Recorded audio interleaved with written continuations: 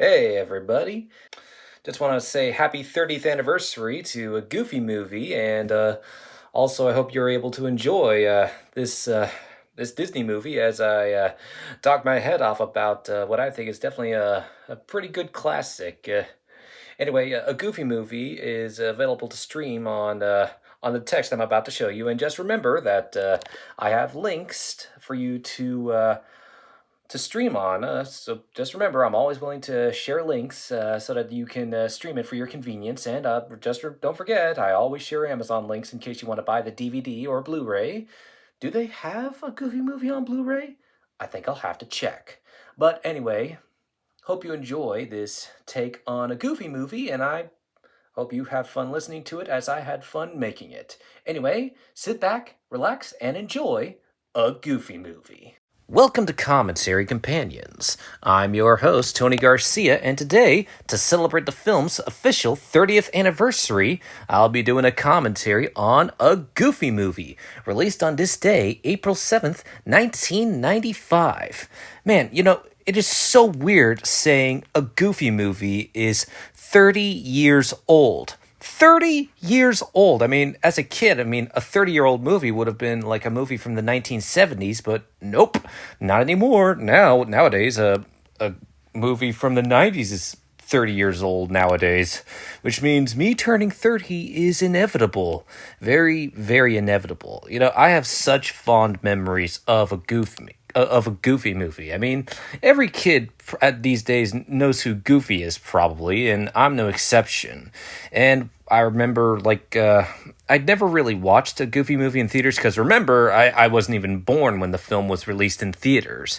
But my parents got me a VHS copy of a Goofy movie that was for Disney's Golden Collection. And I remember watching that film a lot. And this Gold Collection had a few bonus features, such as Lou Bega singing a Disney version of Mambo Number 5, and also an episode of the Goof Troop. And technically, a Goofy movie is a spin-off of that TV show, The Goof Troop, which checks out. It's because, the Goof Troop is very much a follow-up to Goof Troop, which was a spin-off show focusing on Goofy dealing with family and domestic life. It was very comical, and it focused on Goofy raising his son Max, and Max was voiced by the late Dana Hill, and it focused on Goofy and Max and their neighbors Pete and his wife Peg and their son Pete Jr., aka PJ, and eventually, they decided to make a movie spin-off of it. And fun fact, a Goofy movie was one of the last projects that Jeffrey Katzenberg worked on for Disney before leaving the company to co-found DreamWorks with Steven Spielberg and Keith Giffen. Wait, is that his name? Hold on.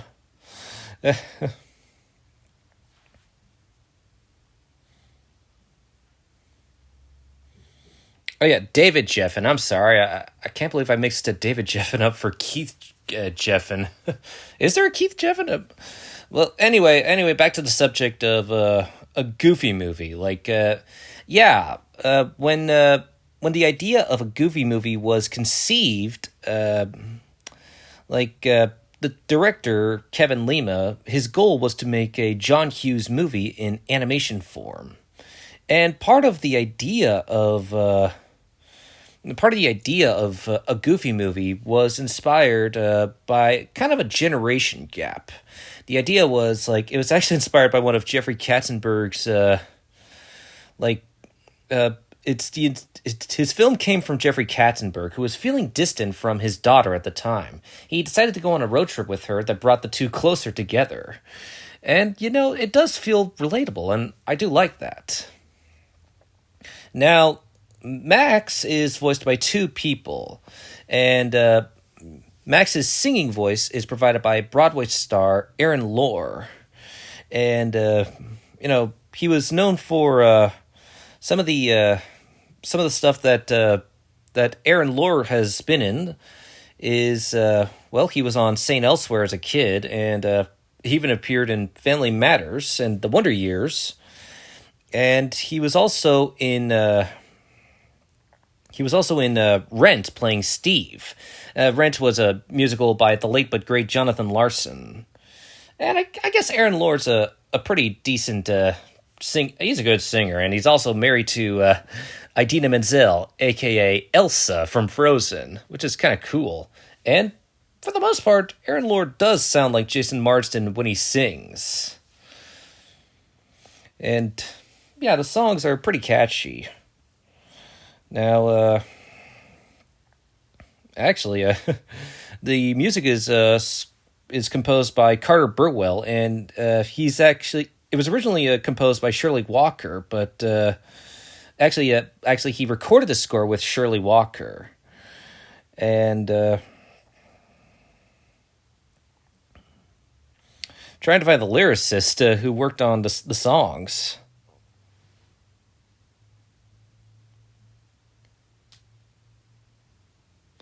What else?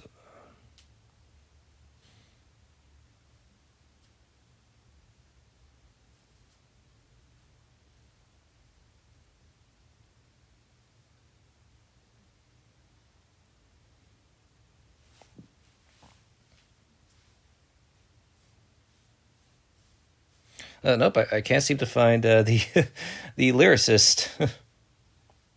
But yeah, A Goofy Movie was pretty much my first introduction to Max Goof. I saw him as a teenager and not as a kid.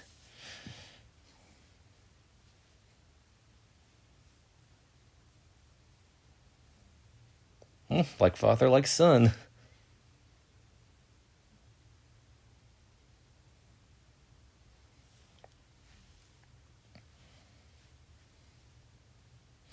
Now, of course, Max's speaking voice is provided by Jason Marsden, and I know Jason Marsden best for a lot of the voice work he's done over the years. Like, I know him best for voicing Chester McBadbat on The Fairly Odd Parents, and also for voicing a teenage Clark Kent on Superman the Animated Series. I mean, Jason has such a very cool voice, and I should also point out Jason Marsden has absolutely no relation to James Marsden. I know that their names are similar, but they are not related.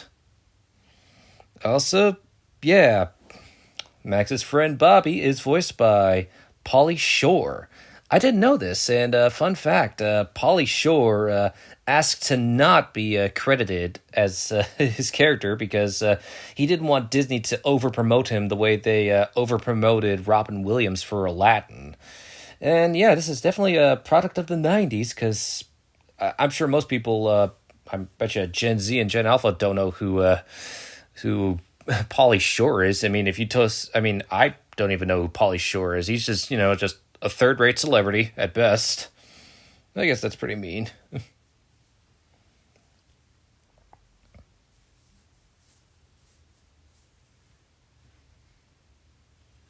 Now, Powerline is very much inspired by singers of the that were popular, like Bobby Brown, Prince, and the late Michael Jackson. And there's the inconceivable Wallace Shawn. Now, I know a lot of people will know him best for projects like My Dinner with Andre and The Princess Bride and Clueless, but I'm always going to know Wallace Shawn best for his voice acting, especially as Rex from Toy Story. I mean, you could never forget a voice like Wallace Shawn's, and he's pretty funny when he needs to be.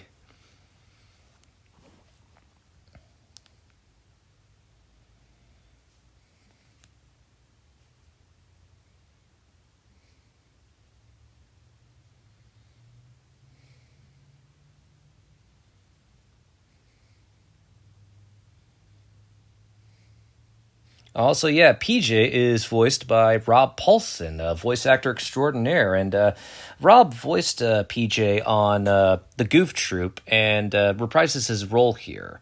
Actually, yeah, like Bill Farmer, Jim Cummings, and Rob Paulson all reprised their respective roles from the Goof Troop, and yeah, Dana Hill was the only one who didn't reprise her role as Max because Jason Marsden voices him. Yeah, Toupe's the last to fall.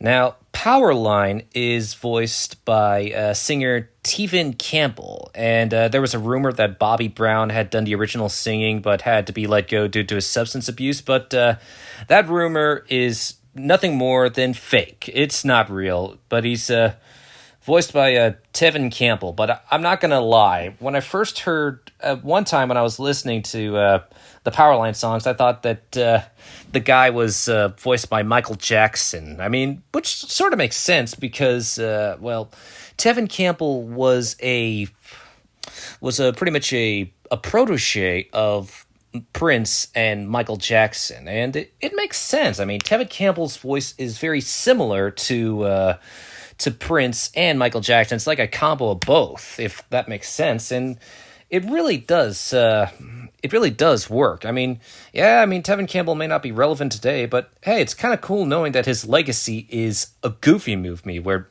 a lot of millennials listen to his singing every now and then. And hey, sometimes I might listen to Powerline songs if I'm doing the dishes. Whoop.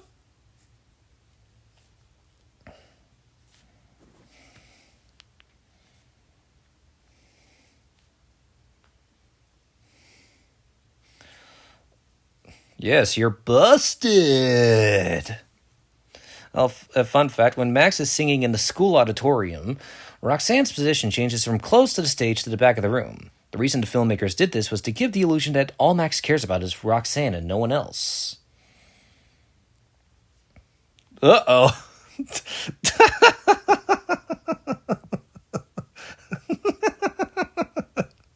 Typical Goofy accidentally swallows the squeaker.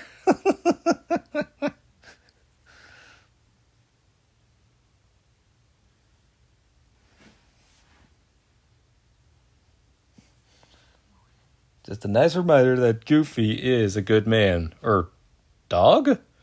To this day, people keep on debating what kind of animal Goofy is. People think he's a dog, but they're not sure if he's a dog because, he's he's anthropomorphic, and yet Pluto is not anthropomorphic. Yeah, the logic of Disney cartoons is mind-boggling.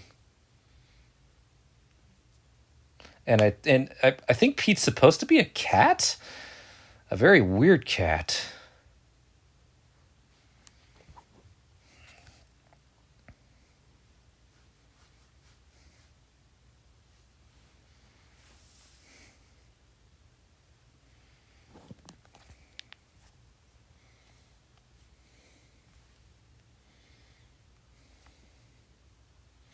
Now, Pete is actually the oldest Disney character, older than even Mickey Mouse, as his first appearance was 100 years ago. He's 100 years old. Wow, like 100 years old, created by Walt Disney and Ub Iwerks. He made his first appearance in Alice Solves the Puzzle, which was part of the Alice comedy shorts that Disney worked on in the silent era. And, well, I have to give Jim Cummings props. He does such a great job imitating original voice actor Bill Bletcher, who has been voicing Pete since 1934 up until 1960.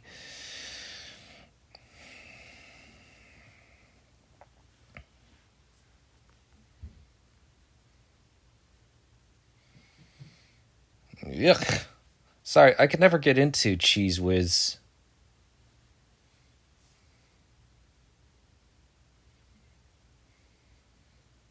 On the last day of school.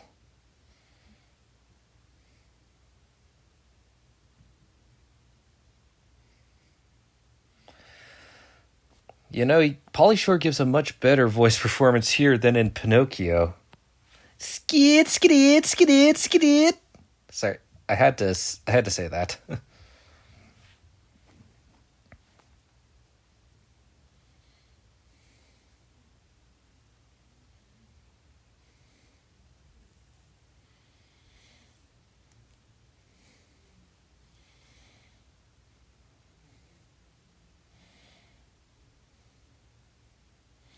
Now, Roxanne is voiced by actress Kelly Martin, who did a bit of voice work in her younger years, and a Goofy movie being one of them. And other works that Kelly Martin has worked on was, well, she voiced Lana Lang on in a 1988 Superman show, and she was also the voice of Daphne on A Pup Named Scooby Doo, and she was also the Tasmanian Devil's sister on Tasmania, and she was also on ER for from seasons 5 and 6. Also, I have to praise the direction of Kevin Lima. Because the dude's come a long way since a Goofy movie. Because before that, he was an animator on the Chipmunk Adventure, and he did character designs for The Brave Little Toaster, The Little Mermaid, Rescuers Down Under, and a visual development art for Beauty and the Beast, and he even did story for Aladdin.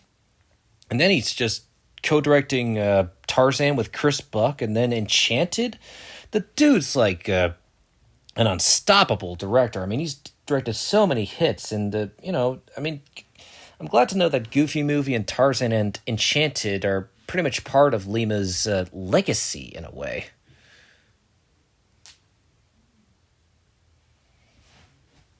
Yeah, you may not want to act like your dad, but you take a lot from your dad, Max.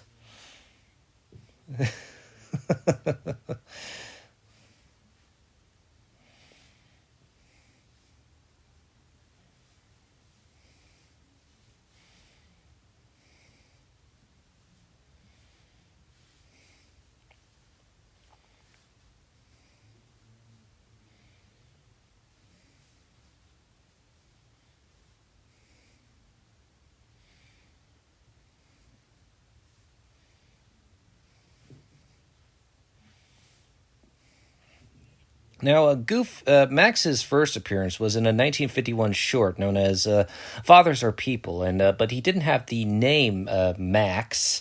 He went by the name of Goofy Jr. It wasn't until Goof Troop that he went with the name of Max Goof. And Goofy Jr., one of his original voice actors, was Bobby Driscoll, who was the original voice of Peter Pan. What were the odds of that? But I think Jason Marsden might have to be my favorite voice of Max, at least in my opinion.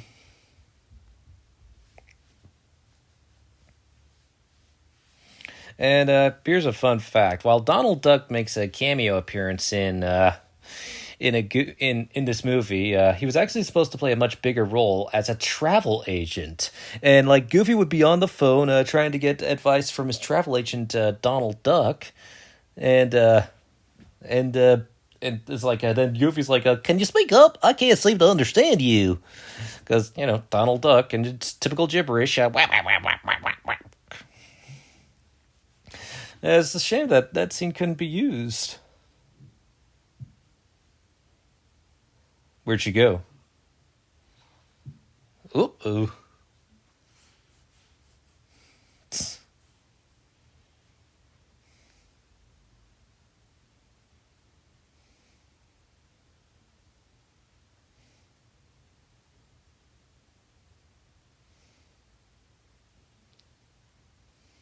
Oh boy, he must weigh a lot.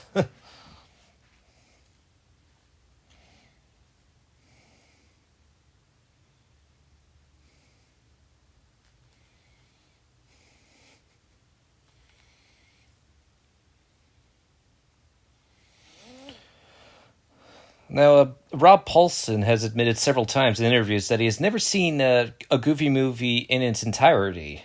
I hope he does eventually.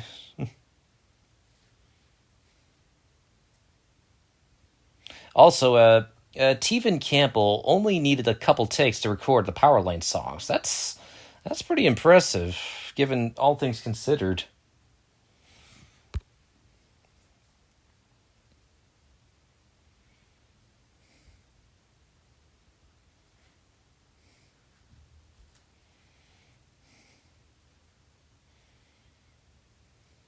Now, the film was originally made around late 1993 and was supposed to be released in theaters during the holiday season of 1994.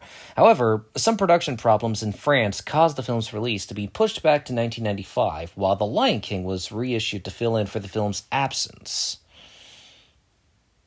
Uh-oh.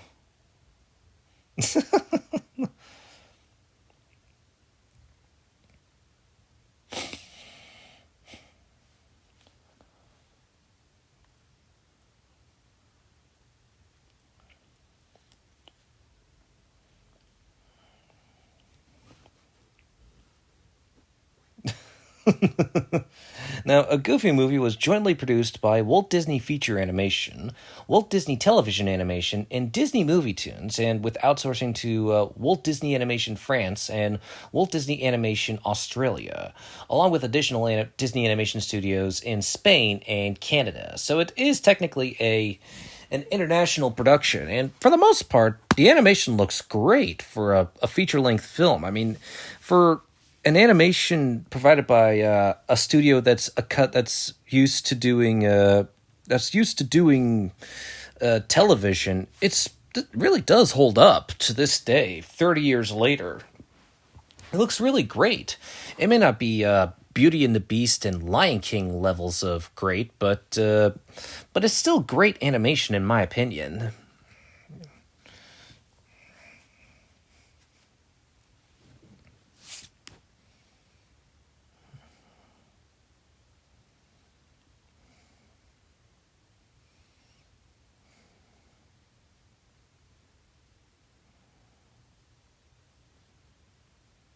Oh gee, I wonder why. Yuck.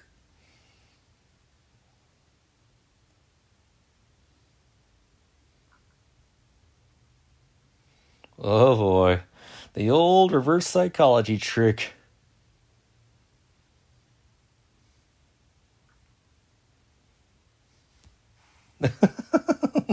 All alone.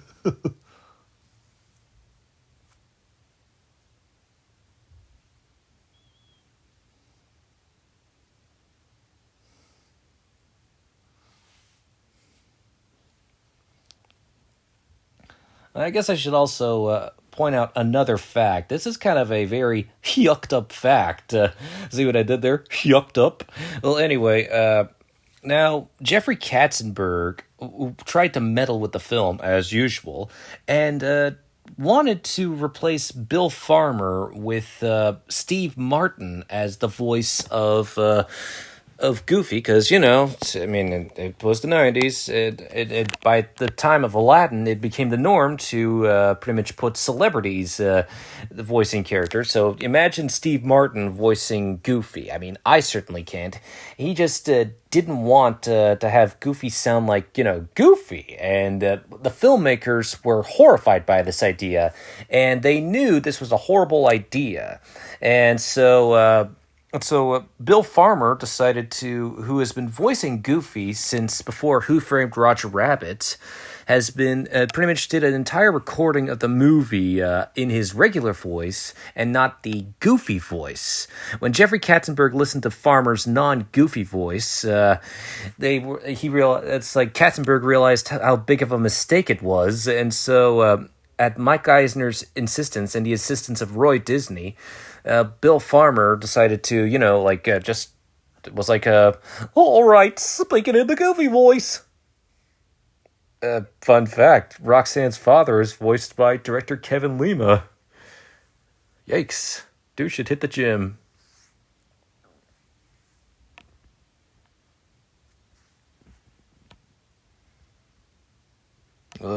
He's got his eye on him.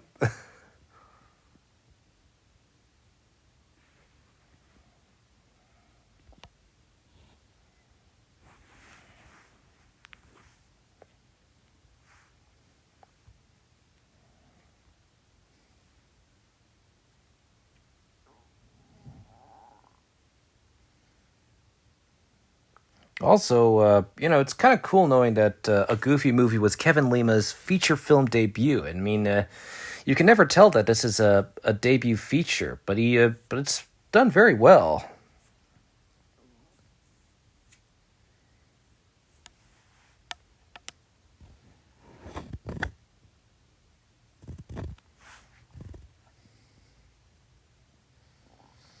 Also, Kevin Lima used this film to work through his feelings with his own father, who left when he was 12. Lima didn't see his father again until 20 years later after directing Tarzan. Wow. That must have been awkward.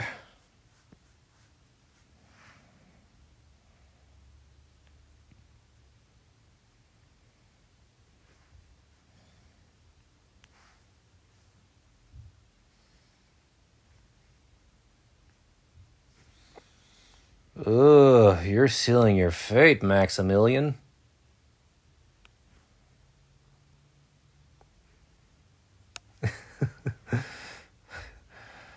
Oh yeah, Max is motivated by the power of boners.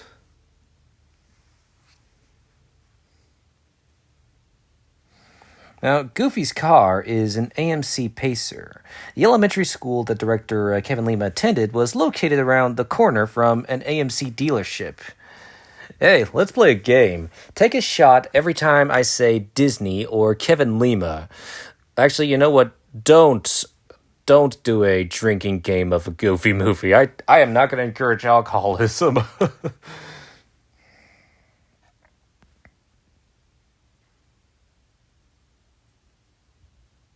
Dude, keep your hand on the steering wheel.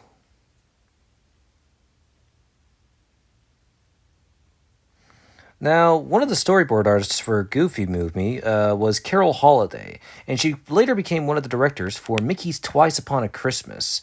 And Roxanne was supposed to reprise her role as Max's love interest. Her character was dropped due to the animators not having the budget to animate her wavy long hair. However, her voice actress Kelly Martin was kept as the voice, but her character was changed to Mona. And I still think that's kind of dumb. I mean, they could have had her be Roxanne having a haircut. That would have been better justification. Now, Dana Hill wasn't available to do the movie as her health was starting to decline. And yeah, Jason Marsden was cast to give Max a deeper voice, as this took place 5 years after the Goof Troop ended, and Max's voice changed but due to age. And also, here's a bittersweet fact, the two would... Jason Marsden and Dana Hill would meet in person before the former's passing in 1996, 1 year after this movie's release. But yeah, Steve Martin wasn't the only celebrity considered to voice Goofy. Jim Varney, best known for playing Ernest, was considered to voice Goofy as well. Look, I like Steve Martin. I like Jim Varney. I mean, Jim Varney will always be Slinky Dog in the Toy Story films, but I don't think I could ever imagine Steve Martin or Jim Varney as the voice of Goofy. Because to a lot of people my age and people who are older than me, who are, millennials, Bill Farmer is Goofy, the same way Pinto Colvig was Goofy to people of that generation. Now, voice recording of the film began in 1993 and wrapped in early 1995.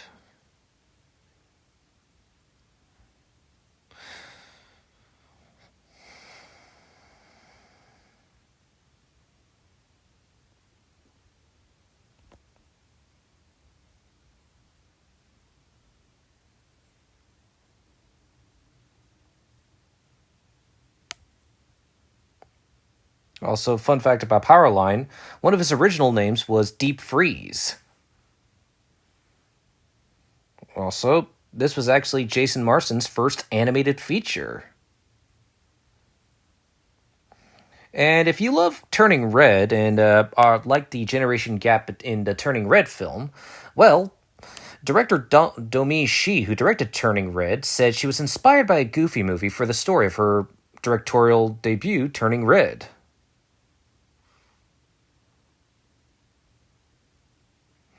Also, fun fact, Kenny Tompkins sculpted one-of-a-kind maquettes of Max and Roxanne that director Kevin Lima keeps in his office to this day.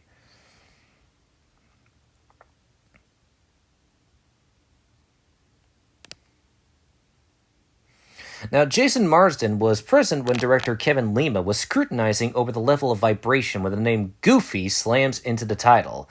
His impression of Kevin was, this guy really knows what he wants. That's dedication. I mean, this movie had a very limited budget, which is why it took so long to produce, but, for such a low budget, it's very pretty to look at. It was also one of Disney's first films to be animated digitally. Oh, hi, Mickey. Hi, Donald. Anyway, like I was saying, this was one of Disney's first films to be animated digitally. According to the editor, Gregory Perler, half the film was shot on 35mm film, and the other half was edited digitally using Avid.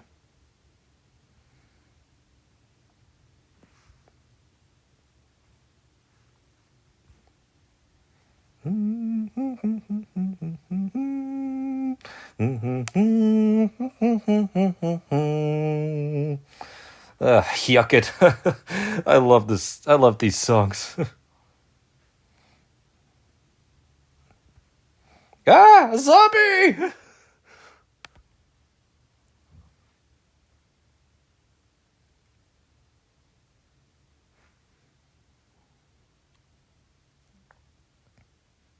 Also, an excised subplot included the big woman, Trini, and Neebish man, Wendell, from the On the Open Road song, as they would show up throughout the road trip.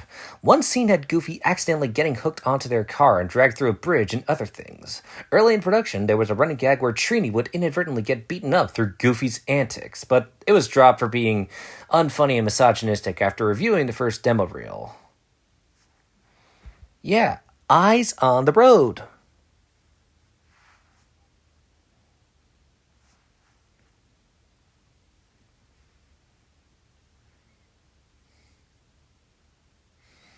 Lester's Possum Park. Here's a pretty some. You'll actually like the fun fact about this.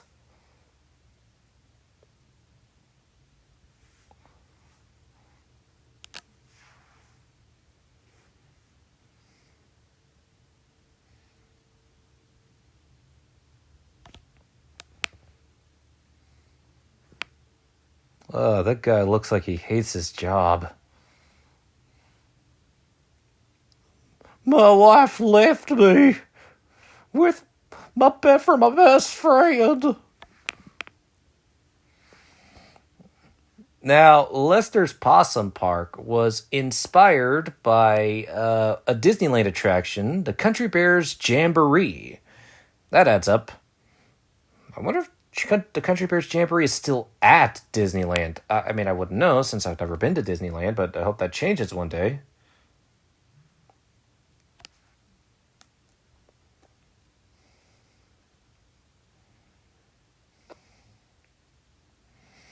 Now, there were roughly 30 to 40 different voice recording sessions during the production.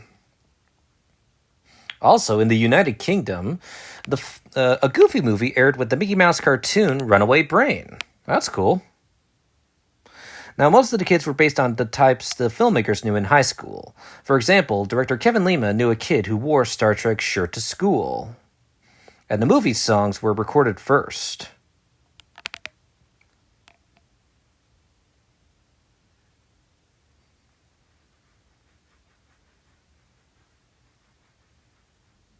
Also, before they went with the name Roxanne, her name was originally going to be Dolores.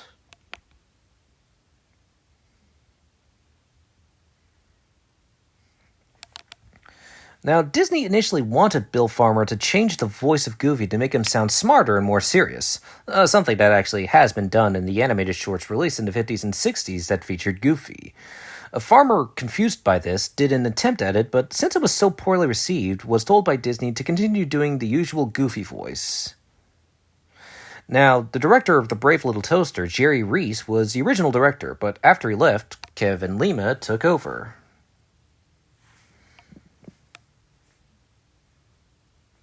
Yuck off. Now, one of the photographers at Lester's Possum Park is voiced by Steve Moore, who was a storyboard artist on the film and later directed the Eye to Eye finale at the Walt Disney Animation Australia. Oop, spoilers.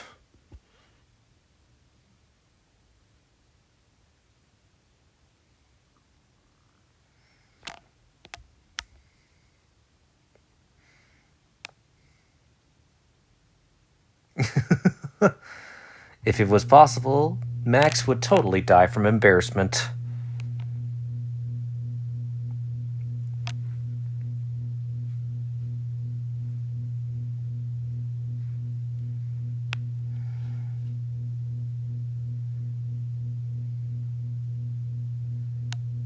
If you removed the songs, a Goofy movie would have been only 62 minutes long, and early drafts of the script had much broader humor.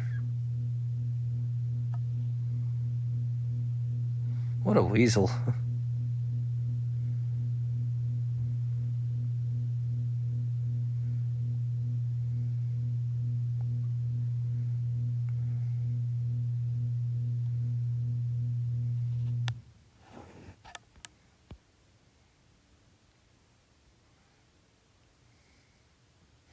In pre-production, Goofy originally worked in an office and had a boss named Don who sang it called "Born to Be Bad."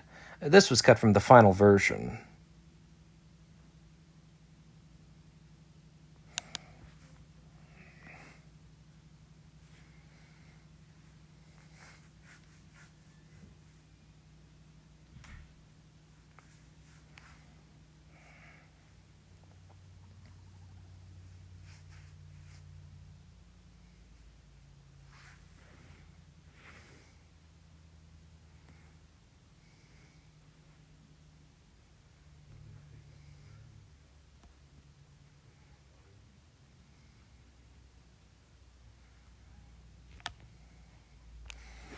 Now, when a Goofy movie was made, they really wanted to show the range of Goofy's genre. I mean, to show that he could be more than just, a humorous doofus, and that he was more emotionally complex, and I do believe they succeed in that arena.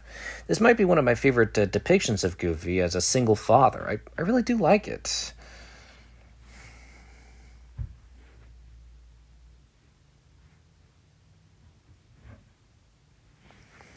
Now, Bill Farmer mentioned that he took his then 5-year-old son to an advanced screening of the film. Upon exiting the theater, his son was in tears. When asked why he was crying, his son responded with, "When Goofy fell off the waterfall, I thought that was you."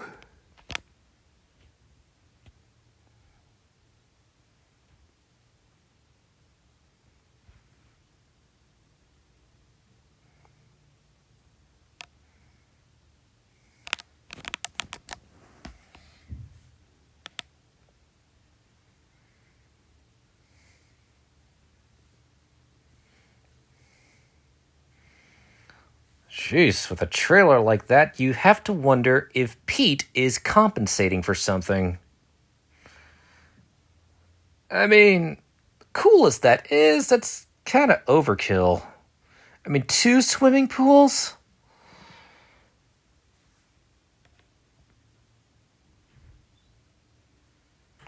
Oof.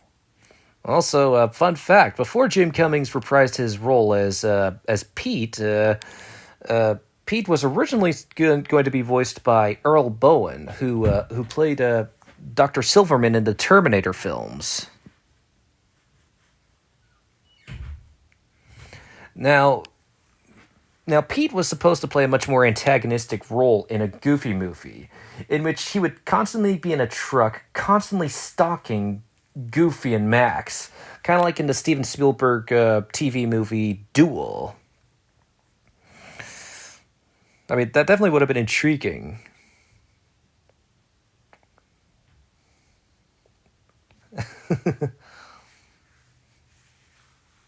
Small wilderness, like kind of like it's a small world after all.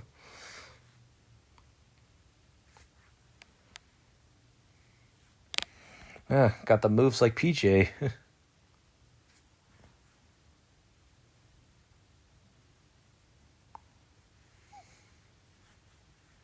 Uh-oh.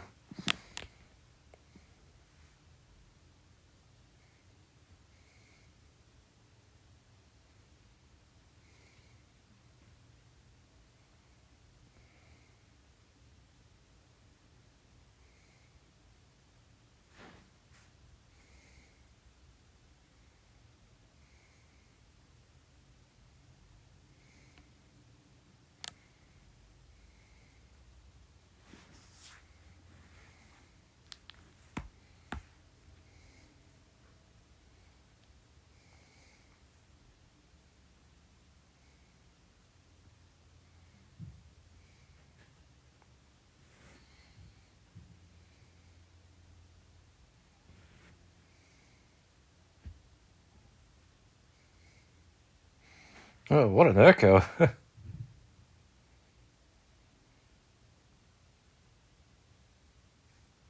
Yeah, only because you cheated. I guess even Goofy and Max are dumbfounded by this.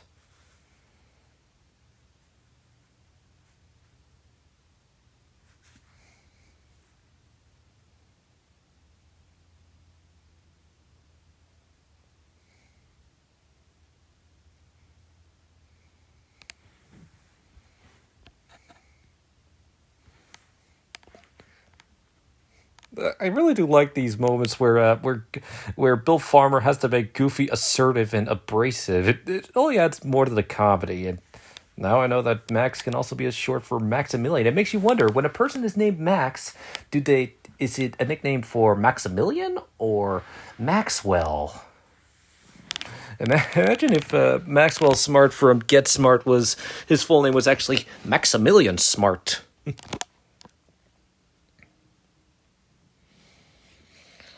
Ugh, my arm. I'm okay. I just, like usually I'm sitting down when recording all this or laying in my bedroom because I'm a tall guy.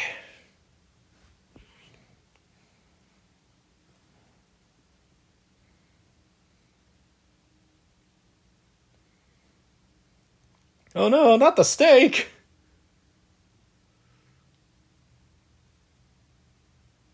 And perfect foreshadowing. Uh oh.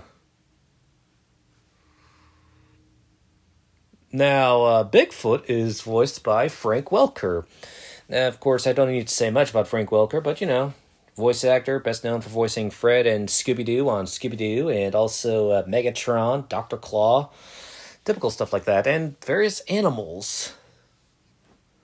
And I can sometimes recognize if an animal sound is done by Frank Welker or D. Bradley Baker. Oh, that fish has seen Bigfoot.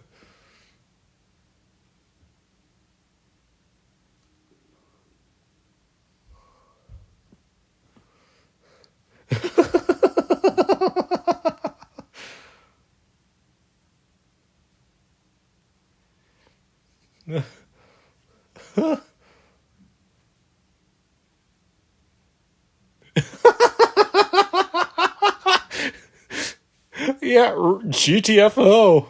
Get the yuck out.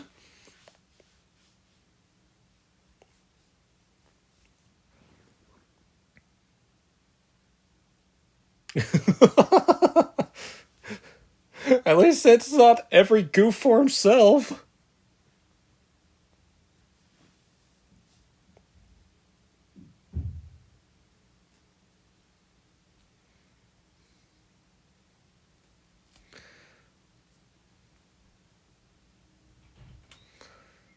At least they would have been famous. Wop, wop, wop, wop.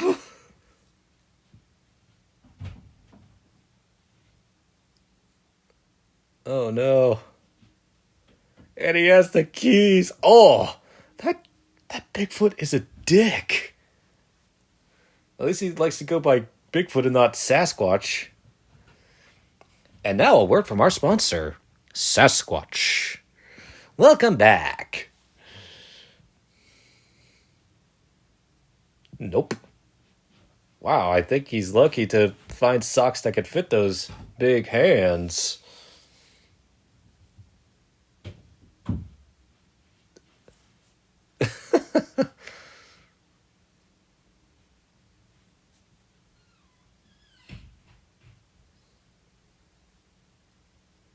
That's a good one.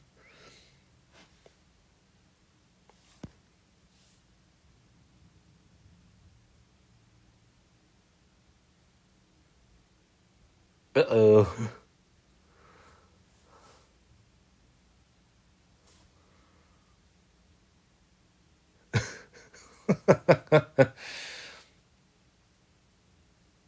Also, fun fact, the reason Bigfoot is dancing to Staying Alive by the Bee Gees is for two reasons. One, the filmmakers knew that Bigfoot dancing to Staying Alive would be funny, and I agree. And also because Staying Alive was Jeffrey Katzenberg's favorite song. Who knew? I mean, Katzenberg is a mystery wrapped inside an enigma. Yeah, he did a lot. He screwed up at Disney a lot, and but he's not a terrible person because usually every fact I learn about him is actually more interesting as I delve deeper into what he's like as a person.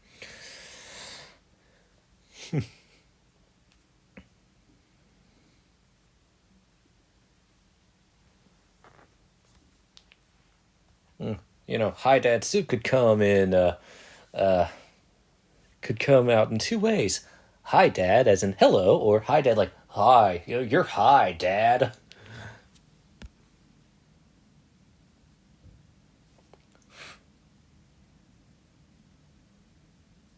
Aw.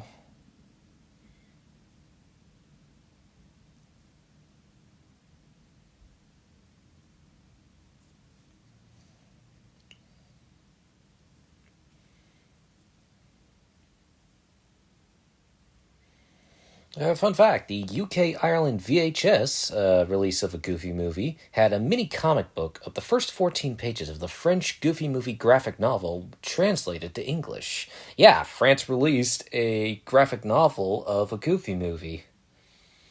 And Roxanne's full name is Roxanne Rover.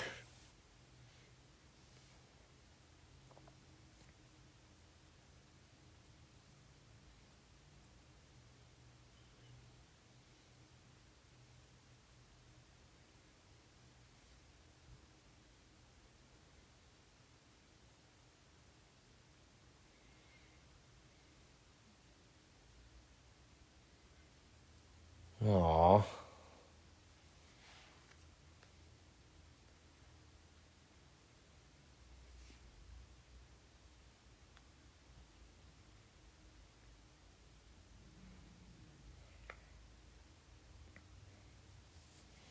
Now, the music is composed by Carter Burwell, and he's often collaborated with the Coen brothers, having scored most of their films. He's also scored films by other directors such as Bill Condon, Todd Haynes, Spike Jonze, Martin McDonagh, Foley, Brian Helgeland, and John Lee Hancock. In fact, one of his earlier scores was for Psycho 3 and Doc Hollywood and Buffy the Vampire Slayer, the movie. Yeah, I bet you forgot that Buffy was a movie before a TV show. I sometimes forget that too.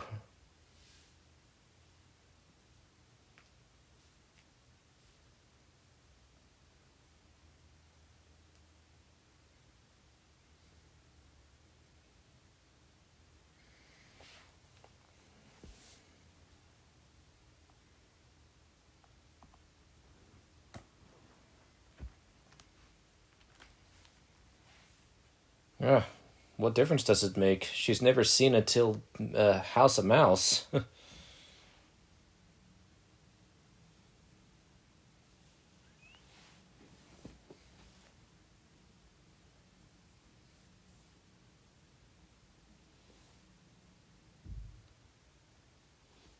Ugh, where's Jiminy Cricket when you need him most?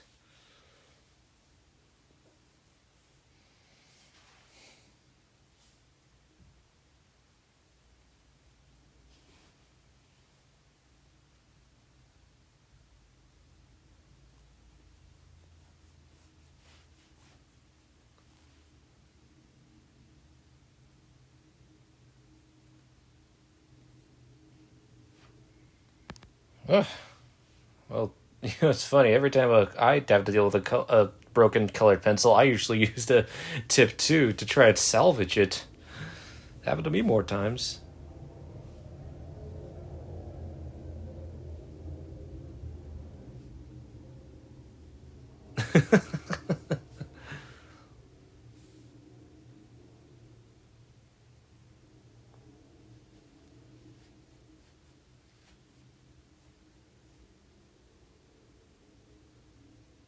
I lied.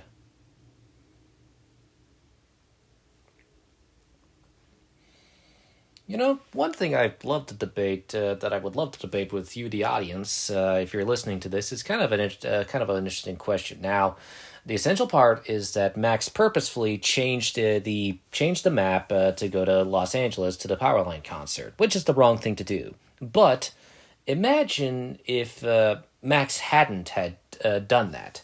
What if Max didn't do that? And Goofy decided to let Max pick wherever he and Goofy want to go to next. I think that would have imagine that outcome. I mean, that would have been a good outcome. And what if Max had just told his dad about what he wanted to do with Roxanne?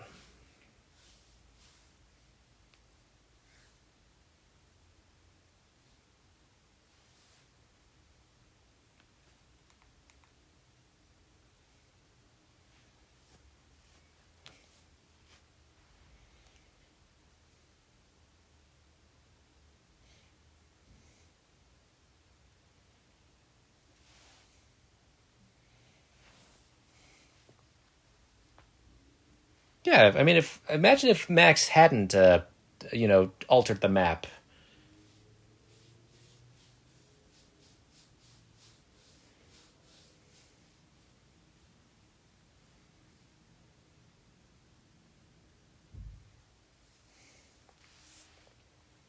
And I actually do like this montage of them going to different places.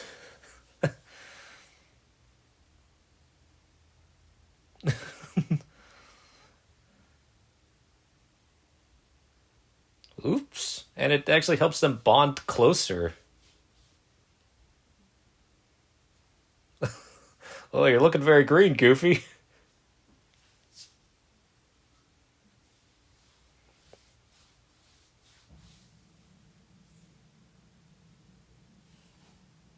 And I actually like that Max decides to surprise Goofy with the House of Yarn.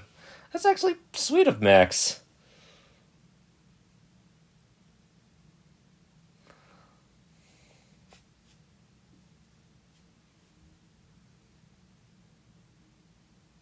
Now, is that manslaughter or goof slaughter?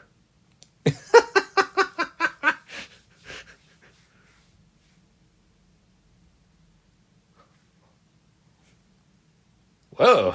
Holy boomerang, Batman. Is that a gooferang? Speaking of bats.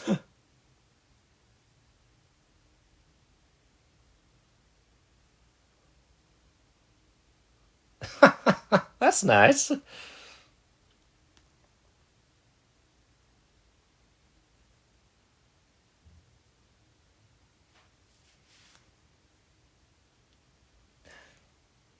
Oof.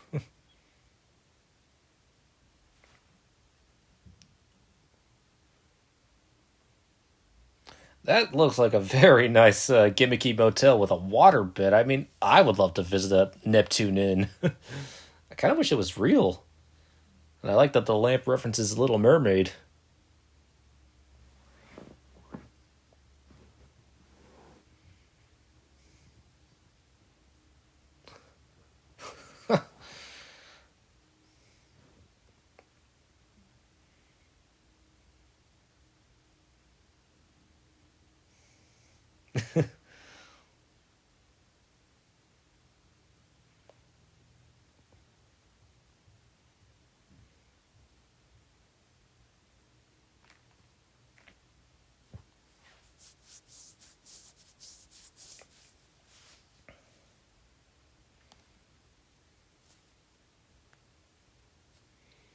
Tiny extension. Famous last words.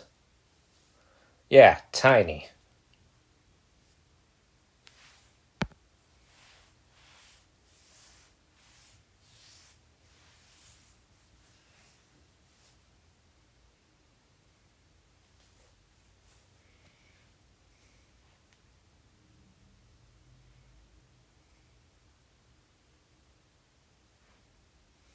Also, that kind of pizza looks delicious.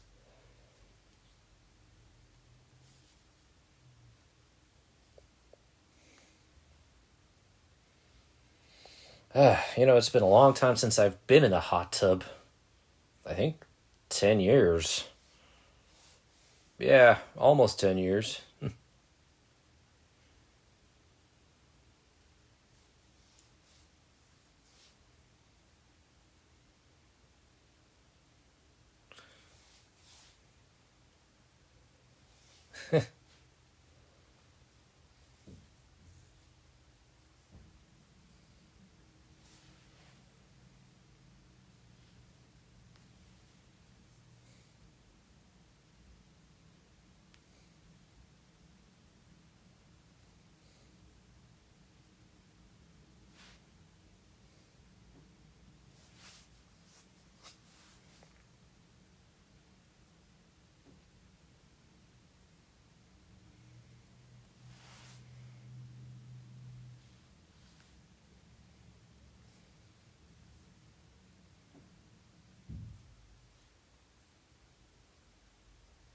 Also, the map pretty much proves that Goofy came from Columbus, Ohio. Also, this is one of the few times Bill Farmer doesn't use the Goofy voice, and it actually works.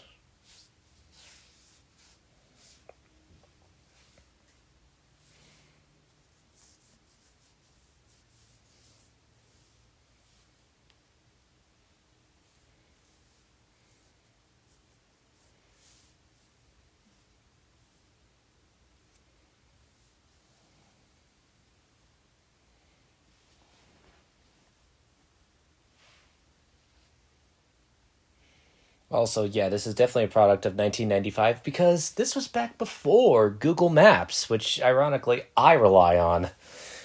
Yeah, this really says a lot about me. Yuck.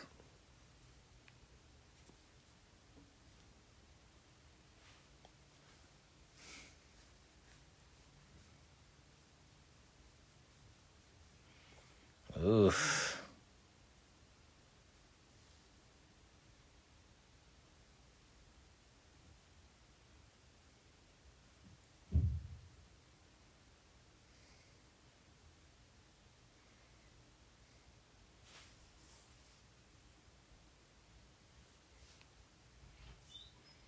Now, could you imagine if Max had actually talked it out with Goofy earlier? I think it would be less conflict. But then again, we wouldn't really have much of a movie now, would we? But it would make for an interesting how it should have ended. I wonder if how it should have ended will do how a Goofy movie should have ended. That would actually be fun. After all, they did finally do how The Little Mermaid should have ended and how Aladdin should have ended. They should totally do how a Goofy movie should have ended. That would be fun.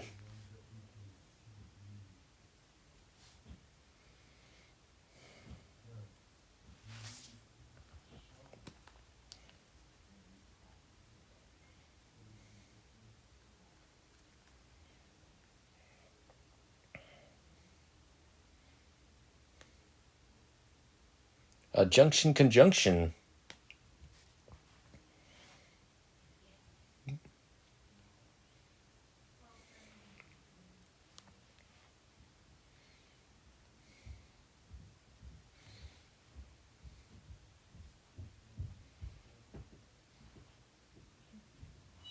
And so we have an iconic meme of the scowling Goofy.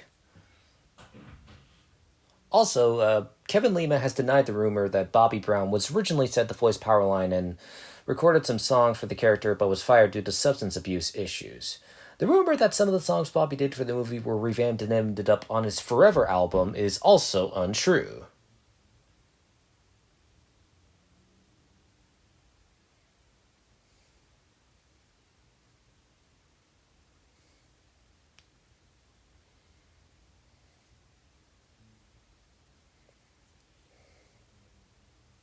Yep, you're busted, Max.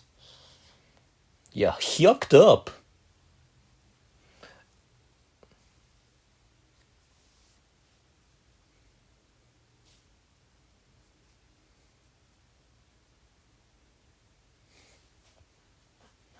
Ooh, it's one of the few times Goofy is passive aggressive.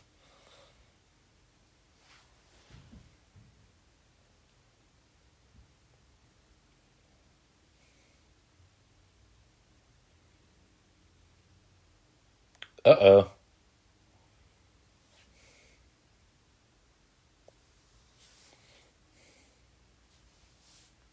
Also, okay, here's a fun fact. The first scene that Jason Marsden and Bill Farmer recorded together as Max and Goofy was the argument during the runaway car near the end of the movie.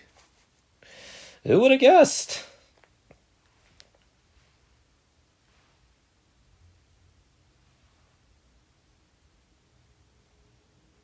Are you distracted now? Uh-oh.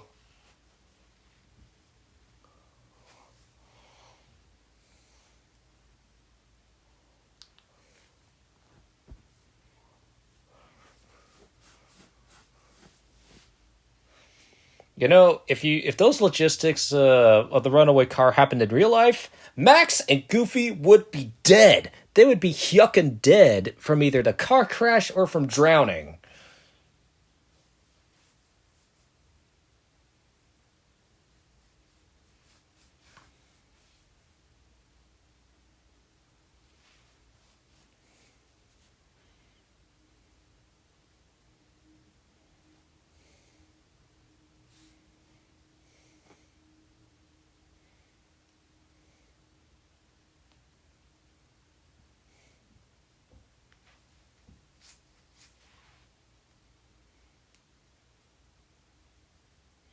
This is actually kind of a very serious line and kind of relatable. Not kinda.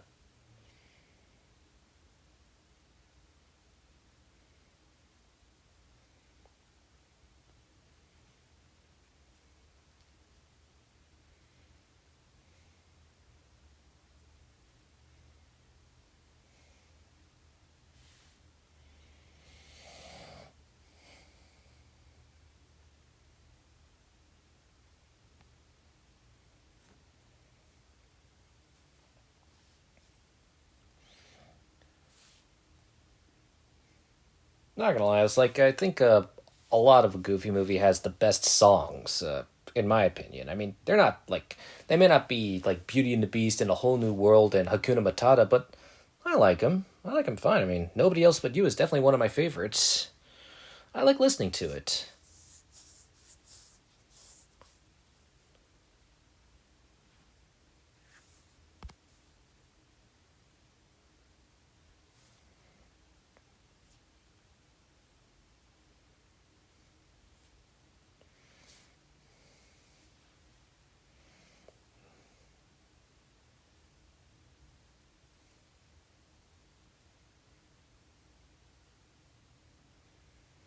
It could be worse. Sorry, I think I need to sing along to this. Nobody else but you is just us. Look, we'd stick together. How? Nobody else but you was crazy enough to believe we'd come through. So your jokes are, well, let's face it, prehistoric. And your music sounds like monkeys in a zoo. But when life becomes distressing, who will I be SOSing? If you're having trouble guessing, here's a clue. Though he seems intoxicated, he's just highly animated. And there's nobody else but nobody else but you. We turned into the true duo. Hard times we've had a few. And we're in a dream, we're tossed down to town. But when I start to sink, I'd rather go down. Well, with nobody else. But why? Oh, you! Did I mention that I love this movie? I enjoyed watching this movie. I'm glad to see this film has aged well 30 years later.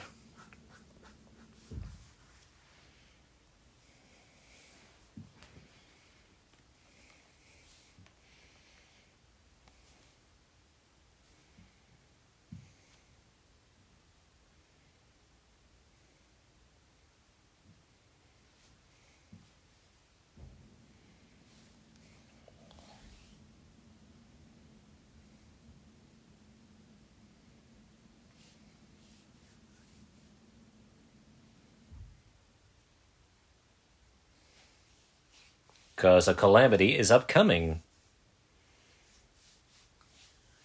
Yikes.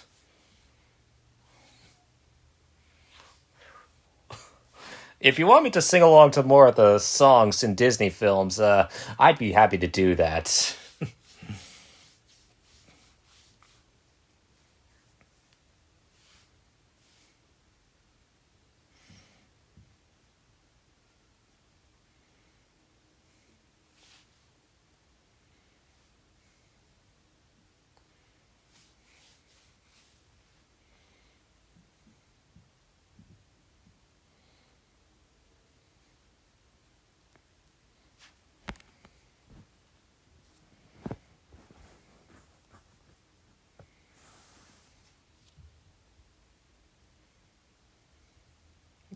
Yeah, if fishing, imagine if the Bigfoot was heavy as the car.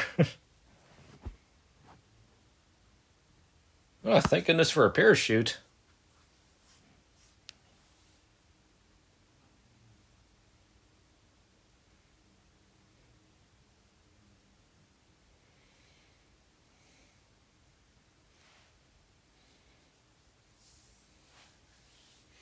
Yeah, I think this scene must have scared the hell out of Bill Farmer's son.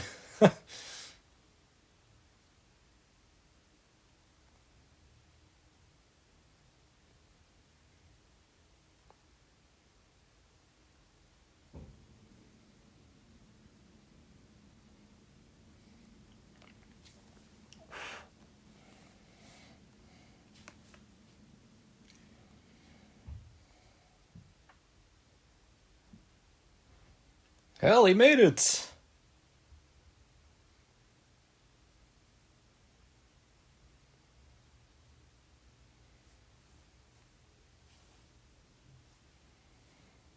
This is why this film is one of the most popular Disney Toon movies.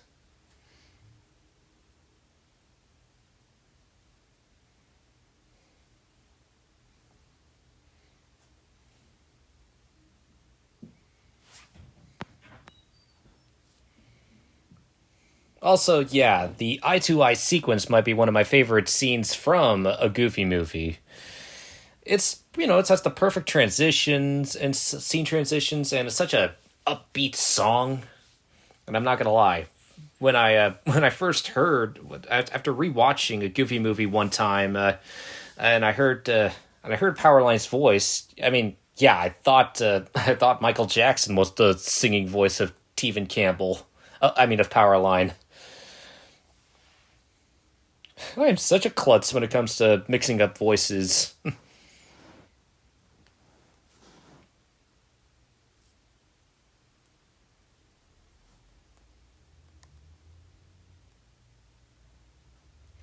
Also, I'm not too far off about Prince because one of his backup singers helped with singing for Eye to Eye.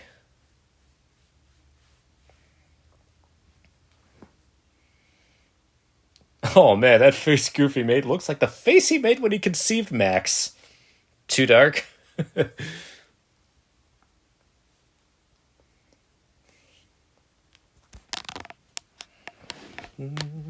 Eye to eye.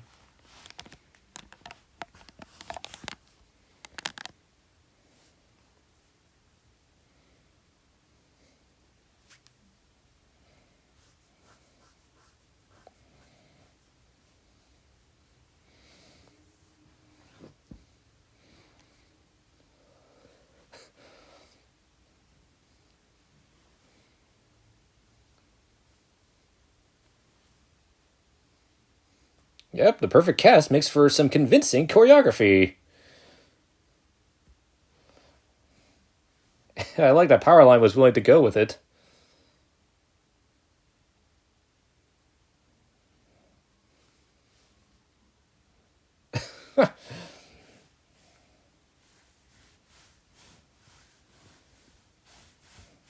Oh yeah, Powerline is definitely mellow.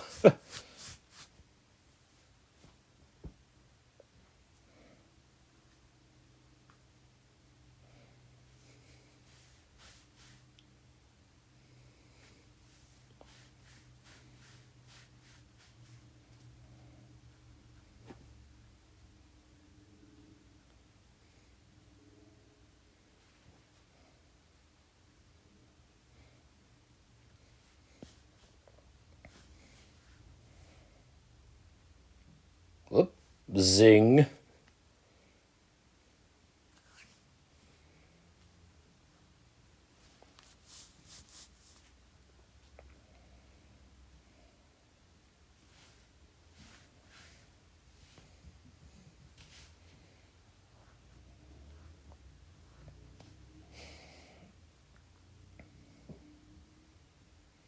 Oh, I hope Goofy's car was insured.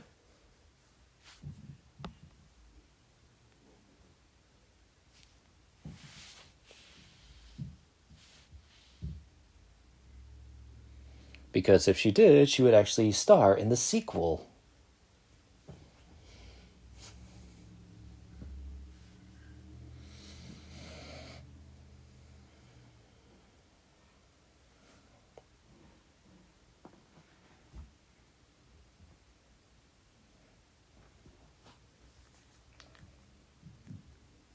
Oh man, Max has terrible timing whenever he meets with Max's dad.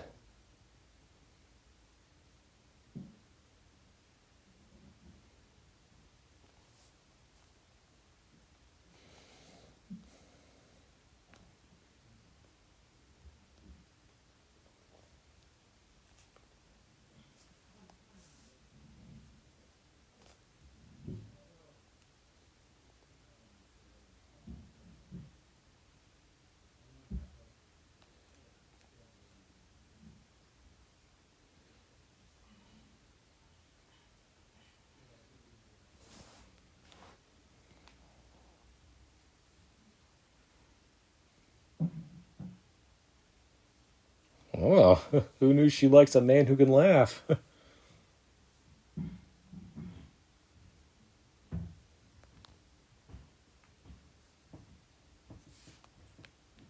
This time. Oh, wow. Smooth, Max. Real yuckin' smooth.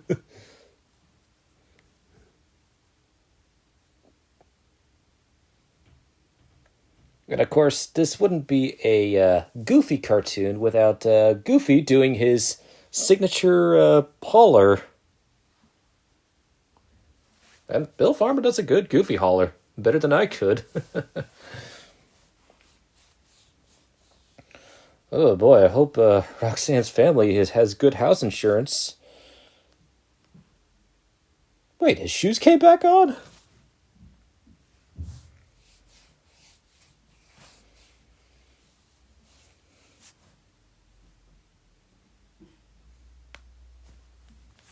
And that was a Goofy movie.